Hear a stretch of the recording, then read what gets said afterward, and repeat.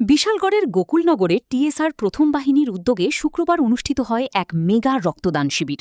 অনুষ্ঠানে শুভ উদ্বোধন করেন আইজিপি কেরি মারাক। এ সময় উপস্থিত ছিলেন টিএসআর প্রথম বাহিনীর কমান্ড্যান্ট মিহিলাল দাস সহ অন্যান্য আধিকারিকরা। এই রক্তদান শিবিরে টিএসআরের মহিলা ও পুরুষ জওয়ান মিলিয়ে মোট ৬০ জন স্বেচ্ছায় রক্তদান করেন। অনুষ্ঠানে বক্তব্য রাখতে গিয়ে আইজিপি কেরি মারাক বলেন, রক্ত কোনো কারখানায় তৈরি হয় না, এটি মানুষের শরীরেই তৈরি হয়। নিয়মিত রক্তদান করলে শরীরে নতুন রক্ত তৈরি হয় এবং এতে কোনো ক্ষতি হয় না। তাই তিনি সকলকে বছরে অন্তত ৪ বার রক্তদানে এগিয়ে আসার আহ্বান জানান। और इसमें काफ़ी फ़ायदा है और एक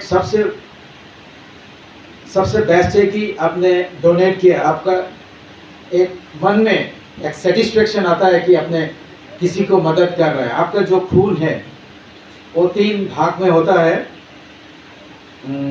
एक है आरबीसी रेड ब्लड सेल्स में भाग होता है और एक है प्लेटलेट्स और एक है प्लाज्मा। विभिन्न कारण के लिए भाग होता है, वो डॉक्टर सविता देवर्मा मेरे से भी जानकारी है।